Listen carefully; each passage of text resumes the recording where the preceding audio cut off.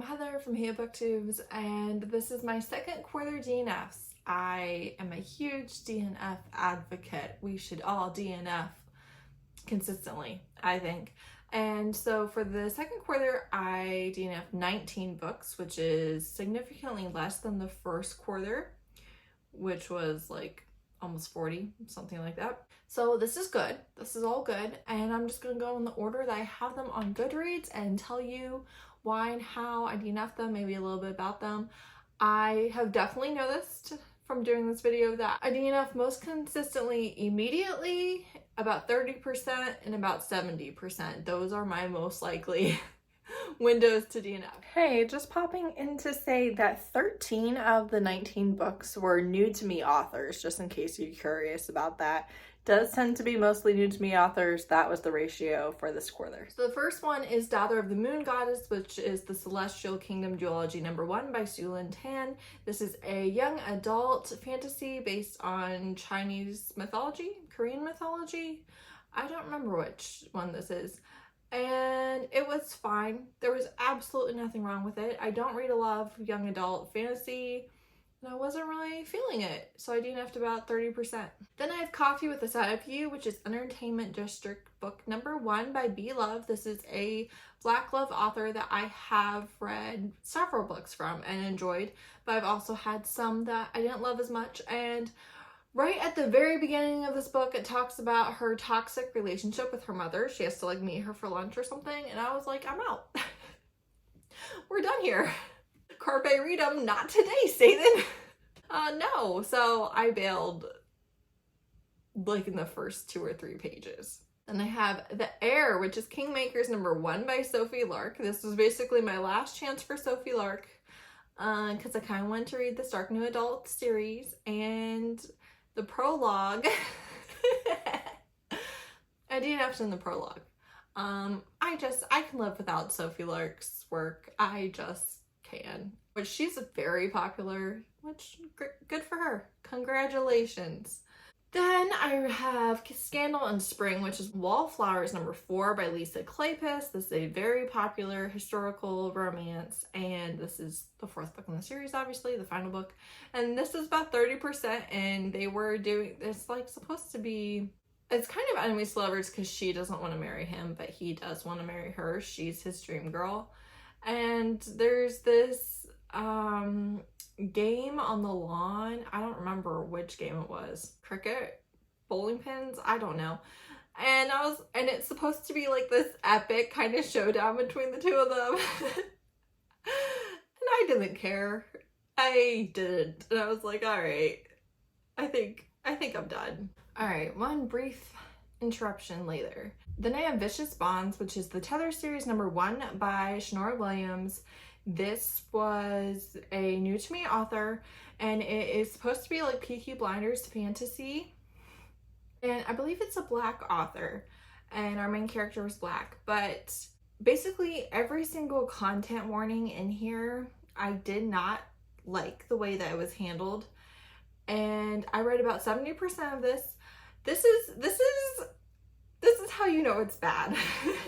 I was waiting this whole book for the couple to actually get together. I read up to like the page where they get together, and I DNF'd there. And that is like, I am interested in the couple once they're together. I'm not as interested in the build-up. I'm not an angsty reader. Specifically with the racism and stuff, obviously it's kind of like gangs or mafia, or it's, you know, they have their territories and it's magic, but they have guns, and a lot of content warnings for like suicide and rape and racism and violence, just a lot. So the racism, she is supposed to be trying to like lure in their enemy, right? So she does, and the enemy was onto her the whole time, and he like drugs her, and it's like slur, slur, slur, I'm gonna rape you, you slur. And then she has like the weirdest thing, anytime there's like a slur or like prejudice against any like darker skinned people, she's like, oh yeah, we have that in my world too, it's called racism. And it just was so jarring to me. Like, it was not well executed. It was not very smooth. The whole book was not very smooth. And there were things that I liked the idea, I think, a lot more than I liked the book. I mean, I just remember I had so many complaints about this book. So many complaints. And yeah, a lot of that has to do with the way that content warning material was handled, and I think it was all handled poorly. Then I have Luca, which is the Eisenberg Effect, book number 1 by Gray Huffington. This is a black love romance. It's a single mom escaping an abuser. In the prologue, she's on the bus escaping, and I was interested, and then I was bored and we were still on the bus and I DNF'd in the prologue. Then I have Devil's Kiss by Faith Summers. What even was this book? Because I can't remember off the top of my head. I can tell you that. Okay, this synopsis is in French. Okay, well, I don't speak French. Let's go to Amazon. Dark mafia arranged marriage romance. Okay, all right. It's coming back to me now. Okay.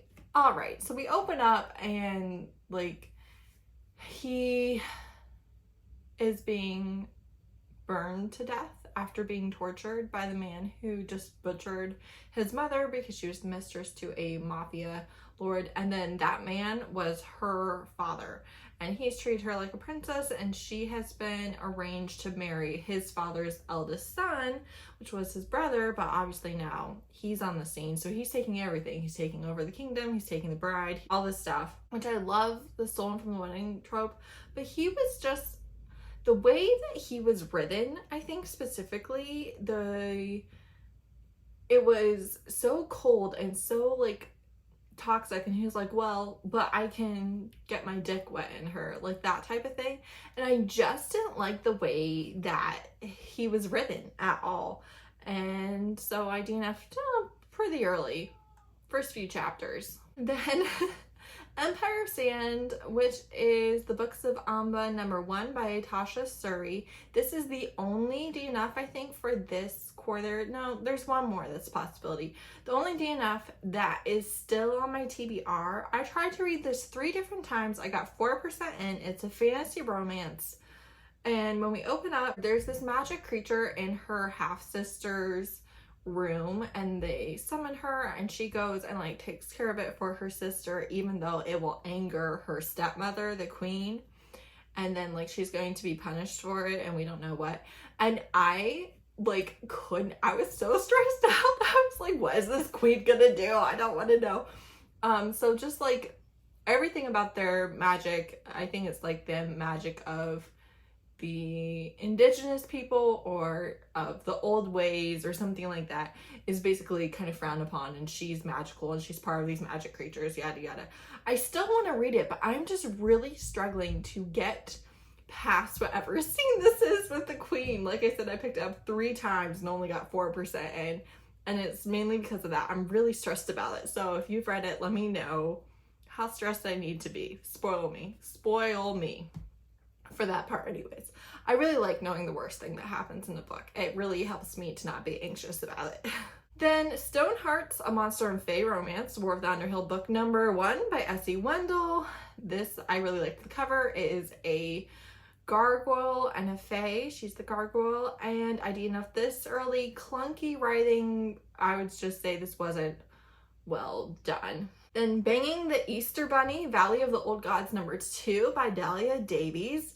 The initial steamy short of this, I gave 5 stars. It was a fun time. And then this is like an extremely long series with like world building with the Easter Bunny and the old gods, which I was not interested in. And then it had like a cheat thing where you could skip to the steamy scene. So I did that, and we were still like so early, and it was just weird. All of it was weird, and I definitely did not care.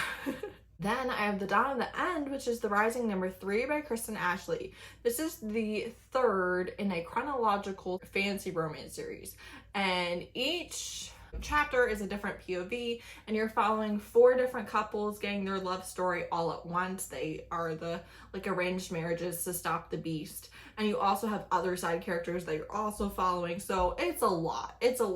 And each book picks up just the next chapter where the book before ends.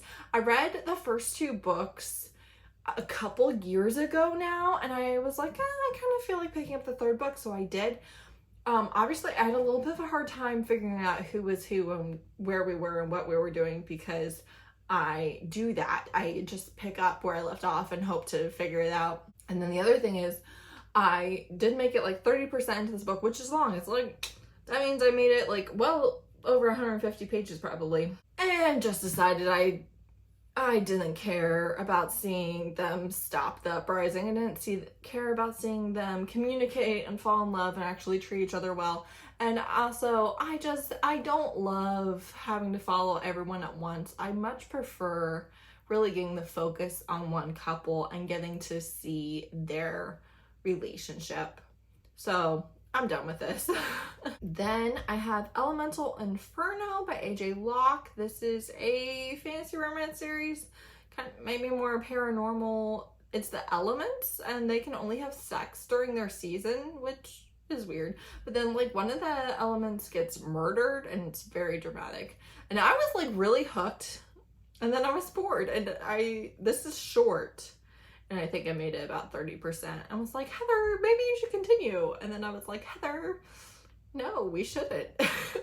Then I have Until I Get You by Claire Contreras. This is dual timelines, which I don't like. And it's a dark romance. And so we are starting out with their initial relationship in college. She has a stalker who also SA'd her, and they end up attacking them, and she runs away.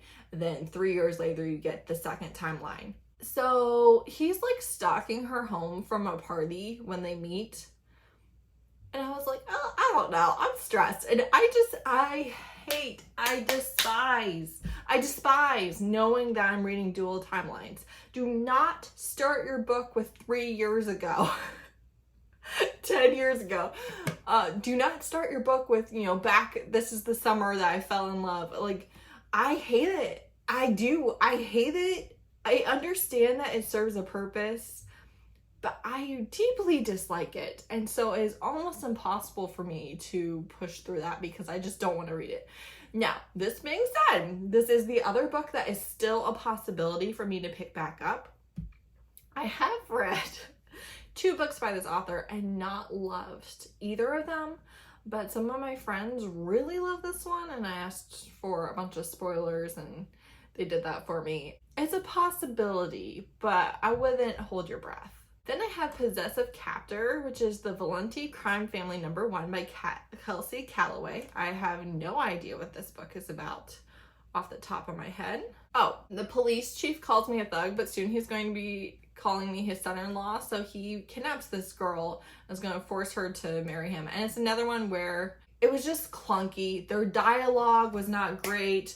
There's like weird BDSM, non-consensual sex things right off the bat. He was very inconsistent, and I despise that. If I'm supposed to expect you to be like this big bad alpha crime lord, I'm gonna need you to not act erratically and just, I don't know, like treat your lady like a human being.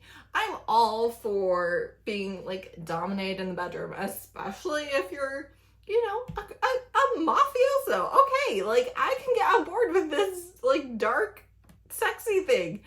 But you need to be able to pull that off.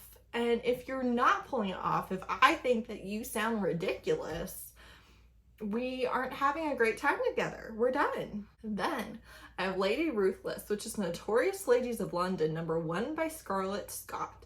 This is one where he kidnaps her because she has ruined his reputation, ruined his life, chased off his prospective brides, and he needs money, and it's gonna be her. And I liked the first 30% or so. I DNF'd about 74%. There's this big like 3rd act twist where his mother has dementia or Alzheimer's, and I don't enjoy my trauma being your surprise twist. I don't want to read that. I don't want to be surprised by it. I don't know. It's like, some of us live with that trauma. It's not just a thing that's made up for your story. And I really dislike it. And I did kind of make it past the reveal, but then I was like, you know what? You are literally like, I can't fall in love with my husband when the entire reason why you despise him is because you thought he murdered your brother and his wife, which was her brother's mistress, but he didn't. You found out that all the things that you thought about him were not true, and he's actually like been nothing but great to you, and you're just like, I can't love my husband. Why? You were wrong. You know you were wrong. And there's literally no reason for you to be 75% into this book and being like, I can't love you. For what? For what? This one kind of, it could have been so good, but honestly, it makes me mad to think about it. Not least of which is the Alzheimer's, which, you know, if that doesn't bother you, then this book probably won't bother you, but it does bother me, and I don't like being blindsided by it. Then I have Under the World, which is book number 1, Under the World number 1, I guess, by Michaela Miller. She is like this huntress, and she gets set up and killed, and like a paranormal huntress, and then she's going to marry Lucifer. This was bad writing. It was not well written. It was very heavy-handed and just not good. And so I DNF'd. It's not super long, and I DNF'd about 14% when she was going to her death on orders. Then I have The Last Wolf, which is The Legend of All Wolves, number 1 by Maria Vale. This is a shifter romance that is like the wolves are not very humanoid. I read the prologue and I DNF'd in the first chapter. And just, I don't know, not for me. I was laboring to read it. I was not just, you know, consuming it with ease. It's not like it's difficult writing or anything, but I was just like, okay, I'm not doing a whole book of this. Then I have Start a War, which is St. View Psychos number 1 by Elle Thorpe. This is a dark YA romance.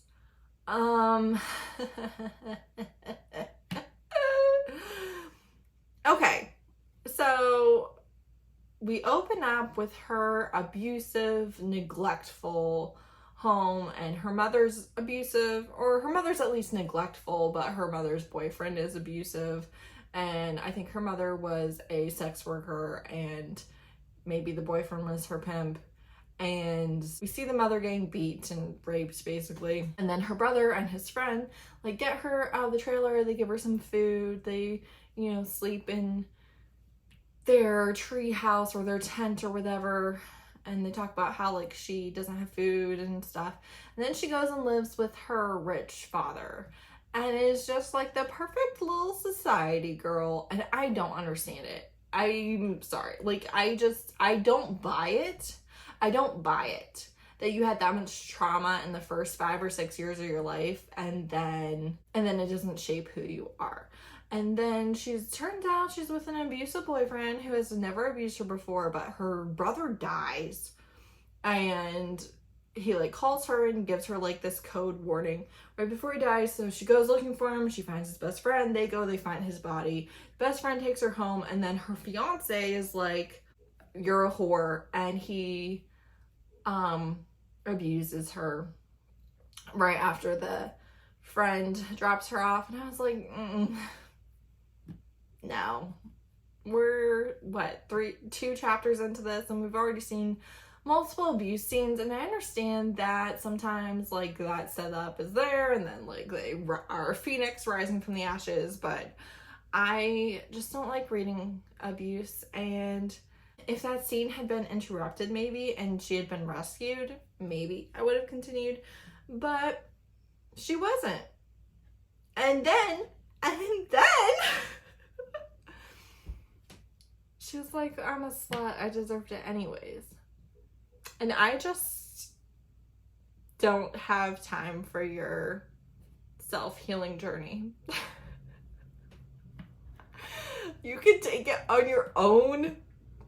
in this book, but I'm not taking it with you because I don't like where we're starting. And then lastly, I have Beyond Shame, which is Beyond #1 by Kit Rocha. Rocha? That sounds wrong. But this is an older book. It's like 10 years old or so. And it is dystopian sex. Which I knew that going in, but it's a lot of sex. And so the city is like very puritanical, right? And she got kicked out of the city for drinking or trying to have sex or something like that. And she was the daughter of like one of the leaders. And it's like a commentary on purity culture, and I just don't want to read about purity culture at all whatsoever. And then it was like, kink, public sex, public sex, public sex. And I was just like, this is kind of diving in the deep end. And then this man is like falling in love with her for no reason. And she's falling in love with him for no reason. They basically haven't exchanged 15 words, but they've watched he's watched her give another man a blowjob. I'm just like, I don't know. One, I do kind of like for my heroes to be more possessive. I can do exhibitionism and sharing and stuff. I can do that like once in a while in a book, but generally speaking, I like touch her and die, jealous and possessive heroes. But then also, I just really need my couple to fall in love via dialogue, conversations, being in each other's company, and like treating each other as people, and not just she's so sexy and she doesn't know what she's doing, but she needs to know what she's doing before I make her mine. Like, I don't know. So that's it. That's all of the books I DNF'd in the second quarter. I'm sorry if you loved any of these. You probably did. But honestly, I don't feel like it was a very bad DNF round. So yeah, no quicker way to lose me than what are we doing here? Pretty much. If I am just like questioning your decisions, we're probably going to part ways. So that's it. Thanks so much for watching. Let me know your thoughts, and I'll probably at least finish the DNFs for this year, and then we can reevaluate and see if you'll still want my DNF thoughts. So that's all I've got for you. Thanks so much for watching. Bye.